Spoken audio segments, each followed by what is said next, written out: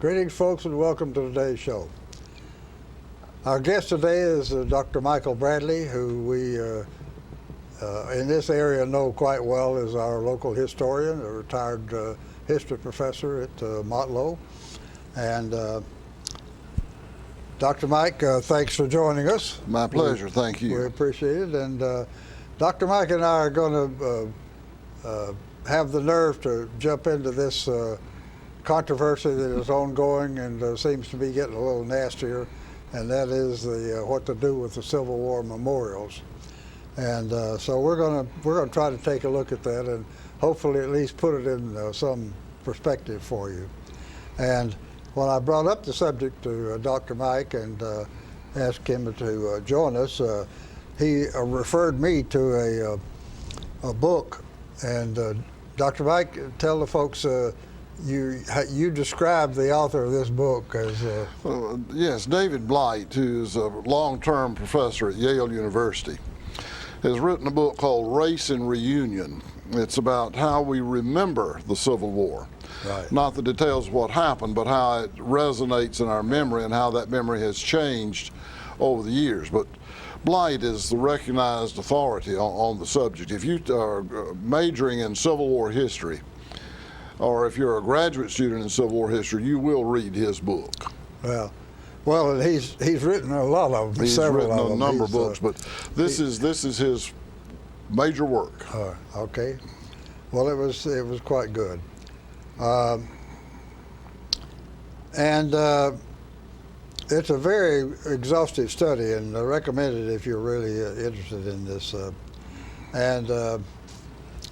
So we are going to, in order to put a little focus on the show, folks, we're going to look at some of the differences between the viewpoints that existed shortly after the Civil War and those that exist now as we're trying to deal with this memorial issue.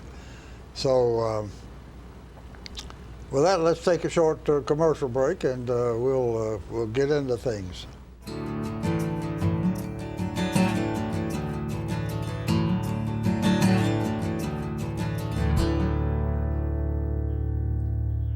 All I have to do to think about what I was physically before and what I am now, and I don't ever want to go back to that original situation. The overall mission of the rehab team is always what is best for the patient and how we can facilitate maximum potential from every resident.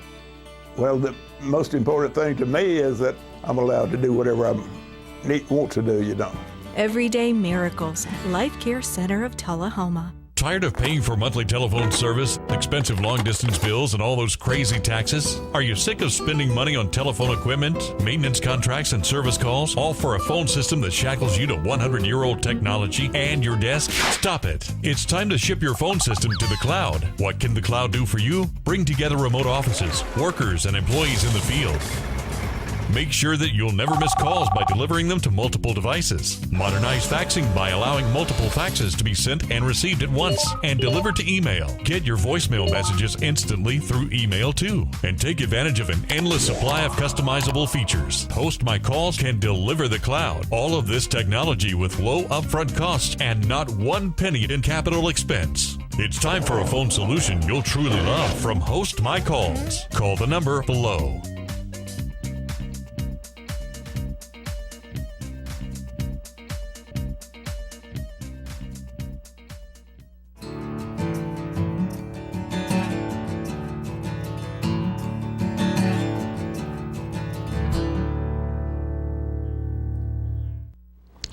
We're talking today, folks, with Dr. Michael Bradley, and we're hoping to cover the controversy that's ongoing now on what to do with the Confederate memorials.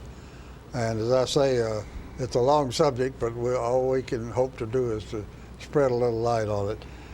For starters, Dr. Mike, give the folks a little recap, and it'll have to be just the top major points of the history between the end of the Civil War and the more current era. All right. 1865, there are 3.75 million people, almost 4 million people, African Americans, who had been slaves, but now they are free. But free in what? That's the big question, because the 14th and 15th Amendments establishing citizenship are still 2 to 3 years down the road. So you have a gap here in which there are about 4 million people whose legal status in this country is undecided. That also means that these people have basically one skill. The majority of them are skilled in agriculture. They have no land. The former slave owners have land, but they have no workers. So you can see there's going to be a sort of coming together, not necessarily on advantageous terms, for those who have only the skill but no land. This situation would develop into the sharecrop system. Although 60% of all sharecroppers were white, only 40% were African American. By 1876, the nation is basically tired of dealing with the business of free and what. So in the 1876 presidential election, the Republican Party basically says to the South, give us your electoral votes and we'll stop dealing with this question of what is the status of the freed men. This leads into a period, the rest of the 19th century, where things just sort of drift along. We often assume that immediately Jim Crow, the segregation system, develops, but it doesn't. That does not develop until about 1890. The Jim Crow system, oddly enough, was a deliberate creation of both major parties because of a man named Tom Watson, who said all poor people ought to get together, regardless of the color of their skin. The only thing that matters for poor people is the color of their money, green. So let's get together and put people in office that'll run the economy to suit us. And the two major parties, scared to death, said, well, let's develop this emphasis on race to break up this populist coalition, and it worked. So by 1890, you begin to get rigid segregation laws, and in 1896, the Supreme Court of the United States says, yes, that's constitutional. Oddly enough, when the Supreme Court says, yes, that's constitutional, they cited laws first passed in Boston, Massachusetts, of examples of how separate but equal do meet the criteria of the Constitution. So segregation was not a Southern thing. It never was. 35 states passed racial segregation laws. There were only 13 states in the old Confederacy, but there are 35 states with segregation laws.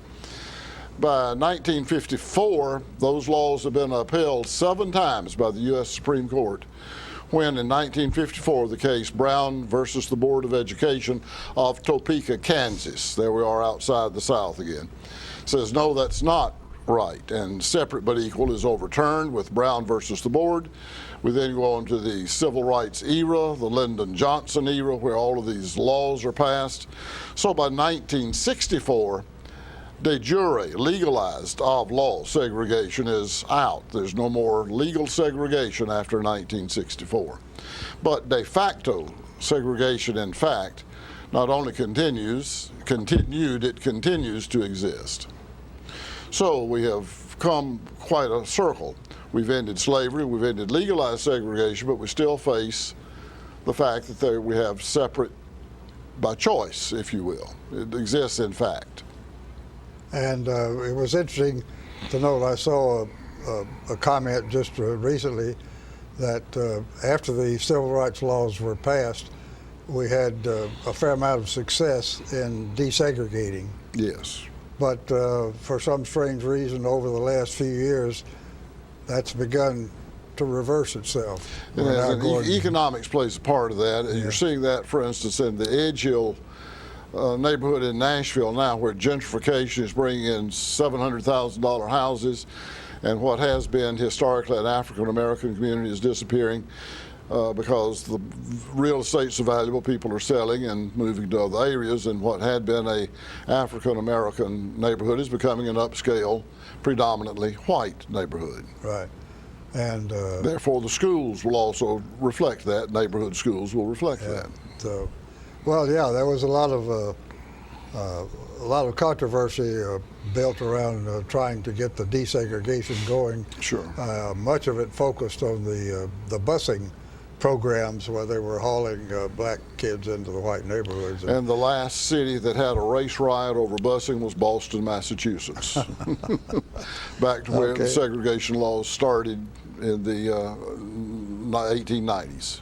Well, I think partially by getting tired of it, or the expense of the desegregation efforts, like busing, for example, which was very awkward and very expensive.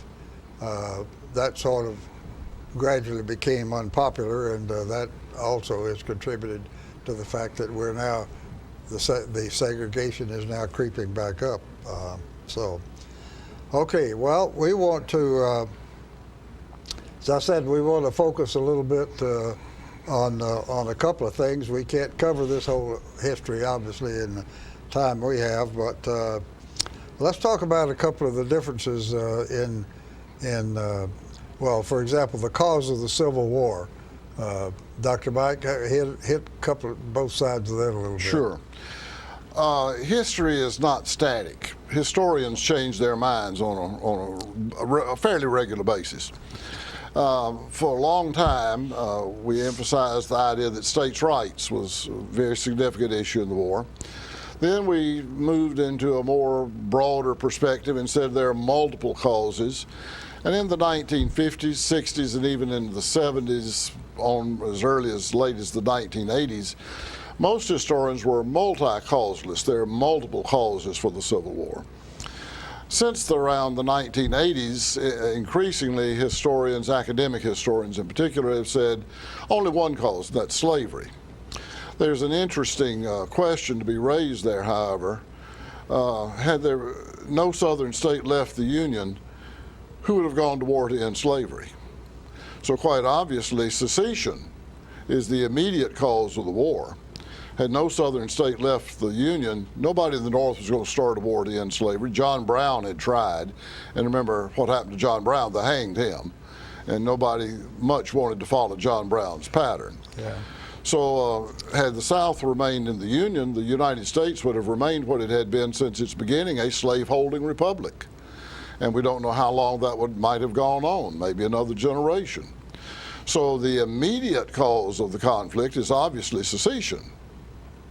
Lincoln did not call for troops to put down slavery. He called for troops to restore the Union. Put the Union back together. Now, we could argue about what causes secession, but obviously you cannot say there's only one cause when something else is the immediate secession, not slavery, is the immediate match that lights the fuse. Right. But interestingly, getting back to the question of the memorials. Yeah. Anytime that question comes up, though, at least among the black community, what they represent is slavery, and that's the primary reason, and the fact that it represents slavery, and that also represents a continuing effort at white supremacy, Yes. for example. Yeah, exactly. What a person sees on a monument or any other symbol depends on the individual. If some person sees a representation of slavery and white supremacy, I cannot argue with them that that's what they see. They know what they see.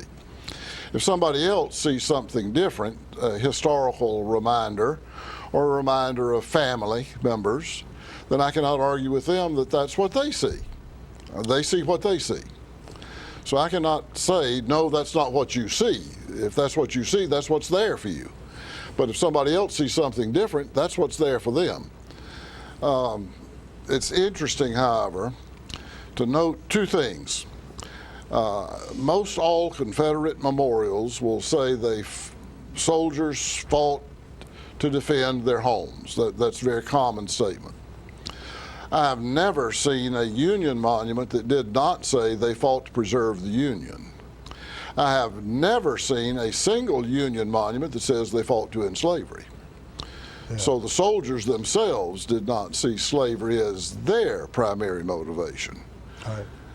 We look back at it and say, well, this is the result of what they did, but that does not mean that's why they did what they did. Yeah, and that began to change a little bit when with emancipation. But with that, folks, let's take a short commercial break, and we'll come back and go some more.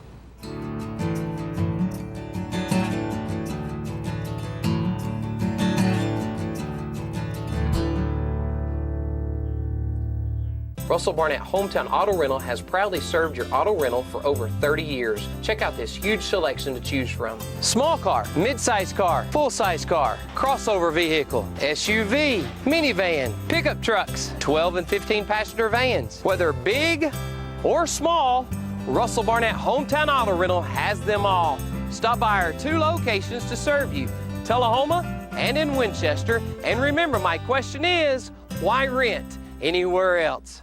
It's time for every family and business in Tullahoma to go green and recycle. Tullahoma Public Works makes it simple and easy to recycle. Just place your recyclable materials, paper, plastic, aluminum, and cardboard beside your garbage container on the same day your garbage is picked up. Your recycled materials don't have to be in a fancy container. Recycling is not only the right thing to do, it makes sense. Recycling pays. Paying to bury our garbage costs each of us. Please do your part. Let's go green, Tullahoma, and recycle. It's your trademark. That's something special everyone knows and remembers. It's your thing. It's made holidays special for decades and summers unforgettable for the entire neighborhood. It's made everyone laugh every single time. Don't let illness or injury keep you from doing your thing. The rehab team at Life Care Center of Tullahoma is ready to help you live well. I'm meteorologist Leland Statham from the News Channel 5 Weather Center. Look to Jim Fuller and crew for local news night here on Channel 6.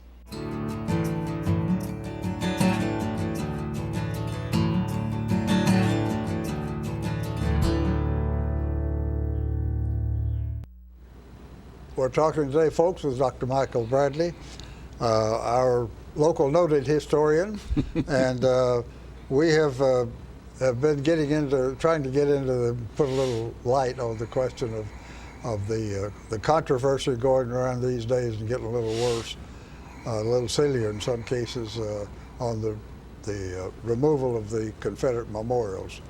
So, as you just mentioned before the break, Dr. Mike, we've got these 2 different viewpoints when the question comes up, of taking them down or leaving them up. So how do we resolve that?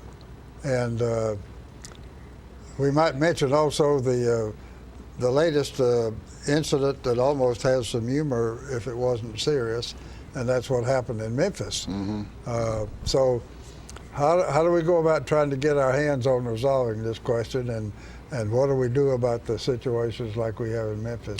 Well, obviously the Memphis situation represents very strong emotion. You've got to have very strong negative feelings. Take city property worth $4 million and turn it over to a not-for-profit for a purchase price of $2,000. 2 different parks. 2 different parks, $1,000 each. That's right. About $4 million worth of real estate. Right. Which I notice now has been outsourced to 2 other agencies to take care of the maintenance, the cleaning, et cetera, et cetera. Obviously, this represents, I say, a very strong emotional point of view if you want that totally removed from your community. In our society, we have often talked about the ideas of diversity, inclusiveness, and tolerance. If we're going to have diversity in our communities, then we have to recognize there's more than one point of view about history. That people see different things when they look at historical monuments or historical figures. We do not all agree. That's diversity. Tolerance means we have to say, you see what you see, I see what I see. We do not agree. But we can agree to disagree, I would hope. And then inclusiveness would mean we allow each of us to have our own memories and representations of the past. If not, we're going to arrive at the point where we're going to say the majority in any local situation is going to be able to erase the history, or at least the public memorials to history, of all other groups. Now, the danger here is that we start judging the past by the standards of the present. Yeah. Do you suppose anybody in the past was not homophobic? How many people in the past would have been tolerant toward transgenders, bisexuals, lesbians, gays, etc. Not many. Not very many. So do we condemn everybody in the past as being homophobic? How many people in the past were not, by today's standards, sexist? In the 1950s, how many organizations allowed women to take leadership roles? Do we condemn all organizations in the past as being sexist because they did not allow women to take leadership roles? We did not have leadership roles in government for women, at least very, very few. We did not have leadership roles in churches, except very, very few for women. Even the civil rights movement, they had women who were heroes like Rosa Parks, but were there any women leaders, or were all those civil rights leaders men? Do we now condemn them for being sexist? Can we validly apply the standards of today to judge the past? So much of what we call morality today is really social mores, what we think today is proper. The past is never going to measure up to what we are, because the past is not us. The past is always wrong if we use our standards to judge the past.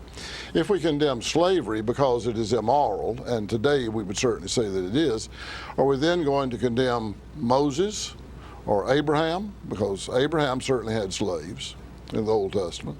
How far back do we go? Or do we only condemn the most recent slaveholders? This is a very dangerous thing if you're not careful about how you judge the past. You've got to be tolerant of the people of the past as well as tolerant of people who view the past differently. Yeah, you know, in reading Dr. Blight's book, I was struck by the fact that during the whole period, really from the Civil War until now, there were, both in the South and the North, a multitude of descriptions of what had taken place and what the condition, the situation was. And you would find many areas in which the North and South would agree, and many areas in which they would disagree.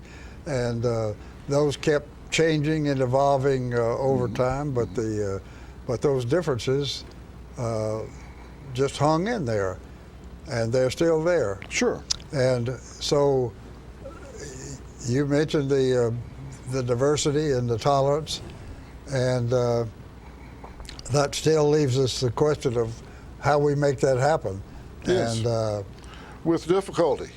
Yeah, and and frankly, I'm not sure that I know how to even try to get it started. Well, right now we live in a very polarized society. I think that's quite obvious. Yes. And that's unfortunate. In many respects. In many respects, race, not just in our view of history, but in many other respects as well. Right. And that's unfortunate, because the more we are polarized, the less likely we are to accomplish goals beneficial to everyone. Remember that the traditional way we have done business in this country is not to say, I'm right and you're wrong, therefore you must shut up. The traditional way we have done business is to say, I disagree with everything you say, but I will defend to the death your right to say it. We need something of a return to that. Yeah. And let's move on. We can still work together. We can disagree about what we disagree about, but we don't have to fight each other about it. Right. Then let's find common ground. So if we do not all admire the same people, my granddaddy certainly did not admire Herbert Hoover. He did admire Franklin Roosevelt, but then, you know, that's the time period in which he was functioning. But that doesn't mean he would like to punch in the nose everybody who says, well, Herbert Hoover was not a bad guy. Well, you know, it was interesting, is interesting, because here again, excuse me, very early after the Civil War, you begin to hear voices, and they could be in the South and the North both, that says, one of these days we're going to have to forget the past, and also for all of the wrongs that we conceive have taken place, we're going to have to forgive. Sure. You kept hearing that periodically on both the South and the North, and you don't hear much of that these days. No. A little bit. No. But is that not where it has to happen? Well, of course. When William Howard Taft authorized placing a wreath at the Confederate graves in Arlington Cemetery, that was viewed as one of the great moments of reconciliation, because that was forgiving as well as forgetting the past. Yes, we need to accept the past for the past, accept the people of the past for what they were, not trying to make them what we are, and then agree that we will live together effectively and peaceably, working toward common goals. Okay. Well, with that, folks, we're going to have to take a short break and wrap up.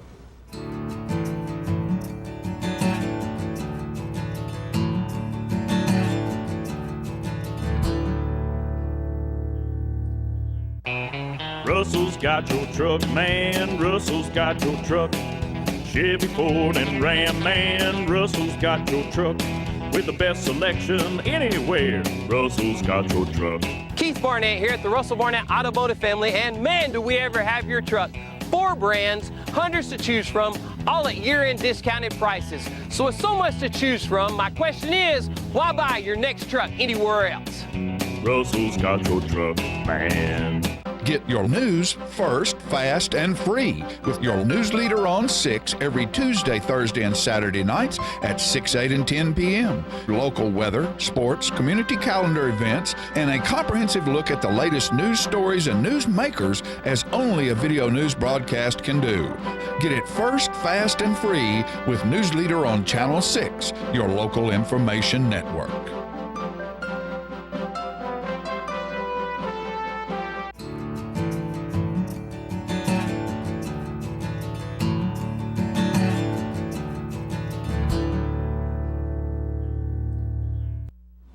We've been talking today, folks, with Dr. Michael Bradley, and we have been trying to give you a little insight and a little viewpoint, if you will, over the question of the removal of the Confederate memorials that continues to go around. And we still don't hear too much about what the solution is.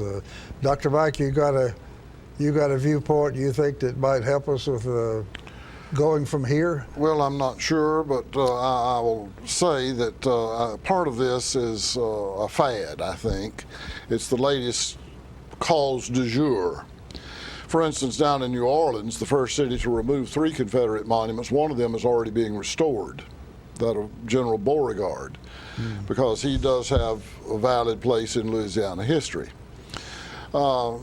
In Charlottesville, Virginia, the judge has already ruled that those are war memorials. In Charlottesville, those have to stay.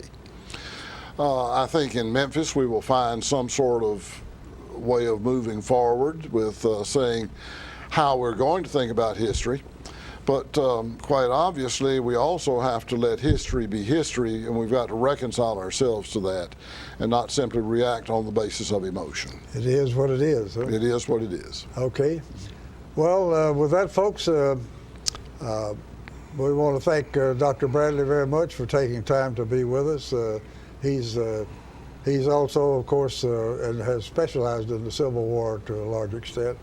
And he's a great resource for us, and so we thank you very much for taking time to join us. My pleasure, and I hope there have been some benefit to some people. To somebody. With that, thanks for inviting us into your parlor, folks, and we'll see you next time.